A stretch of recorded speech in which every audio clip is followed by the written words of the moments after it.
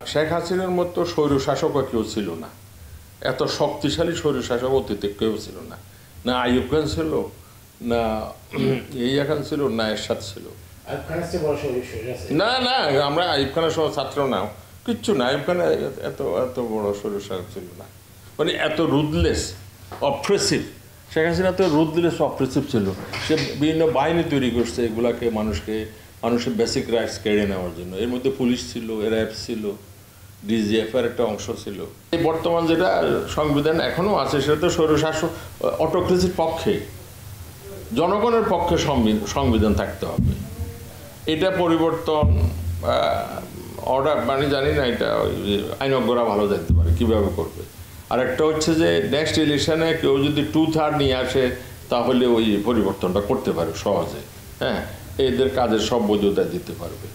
এখনও আমরা মনে করি যেহেতু এটা জনতার অভ্যুত্থান, ছাত্র জনতার, এই সব কাজে বৈধ এইগুলো। আরেকটা হচ্ছে চ্যালেঞ্জ তো আসলে বিগত সরকার যেটা চলে গেছে সেটাই এই অর্থনীতির ক্ষেত্রে ভীষণ বড় চ্যালেঞ্জ রেখে গেছে।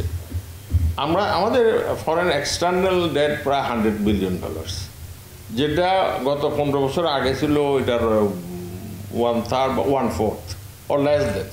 এখন সেটাকে সার্ভিসিং করতে হচ্ছে, ইন্টারেস্ট রেট ফেরত দিতে হচ্ছে, প্রিন্সিপাল ফেরত দিতে হবে।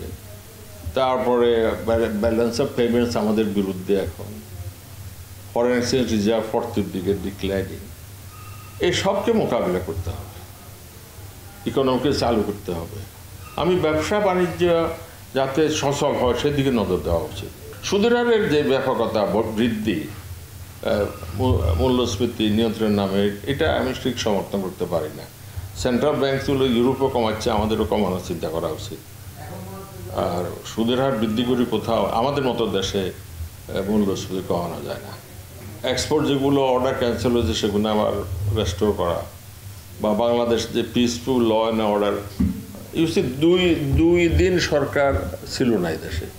স্বাভাবিকভাবে ল অ্যান্ড অর্ডার কিছু ডিটোরিয়েট করেছে, but that was the consequences, the result of your uprising, people's uprising. এটা তো নর্মাল চেঞ্জ হয় না, এটা এক ধরনের ছাত্র জনতার একটা অভ্যুত্থান হয়েছে অটোক্রেসির বিরুদ্ধে। এটাকে আমাদের মনে রাখতে হবে। তো যাই হোক, এটা এই সরকারকে আমাদের সময় দিতে হবে, এবং এরা যাতে সাকসেসফুল হলে বাংলাদেশে ভালোই হবে। এরা ব্যর্থ হলে বাংলাদেশের জন্য এটা ভালো কিছু হবে না। সুতরাং আমরা কামনা করি, বা আমরা দেখা উচিত যে এরা যেন সাকসেসফুল হয়। লুটতরাজ যেটা হয়ে গেছে সেটা বন্ধ করতে হবে, কিন্তু যারা লুটতরাজ করে নিয়ে গেছে তাদের সহায় সম্পত্তি যদি এখানে থাকে, যারা অবৈধ সম্পত্তি মারে, তারা they should be made accountable. যারা দেশের ক্ষতি করেছে, মানুষ মেরেছে, তাদের জন্য ওই যে স্পেশাল ট্রাইব্যুনালও করতে পারে ইচ্ছা করে। এটা আইনজ্ঞরা দেখবে, আমার বলার কিছু নেই। তা আমি আশাবাদী। ফ্রিডম হ্যাজ এ প্রাইস, কিন্তু ফ্রিডম ওই যে শুধু উন্নয়ন দেয়, ফ্রিডম না থাকলে মানুষ উন্নয়ন পছন্দ করে না। আমরা কিছু বলতে পারতাম না, বললে অর্ধেক বলতাম, অর্ধেক বলতাম না। ডিসিএ নামে একটা ড্রাকোনিয়ান অ্যাক্ট চালু ছিল। সরকার নিজে ওই যে তার নিজের বাহিনী তৈরি করছে, চাঁদাবাজি থেকে এক্সটর্শন সব কিছু ওরা করতো। তো এগুলো হচ্ছে যে ওই যে স্বৈরতন্ত্র যদি না হইতো, তার ফেয়ার ইলেকশনের মাধ্যমে, নিরপেক্ষ ইলেকশন যেটা আমাদের কনস্টিটিউশনে ছিল 12 সালে, যেটা পরিবর্তন করছে 11 সালে করছে বোধহয়। তো সেটা থাকলে আজকে এই রক্তপাত হতো না, দরকার হতো না। আমি তো ওই যে একটা বিচারপতি, ওনাকে খায়রুল হক মিস্টার, খুব খারাপ কাজ করে গেছে, এটা আমার অ্যাসেসমেন্ট, যে আপনি ওটাকে উনি অবৈধ ঘোষণা করছেন, ওই যে কেয়ারটেকার সরকার প্রবেশ করে, ওটার কারণে তো ক্ষতিটা হয়ে গেল।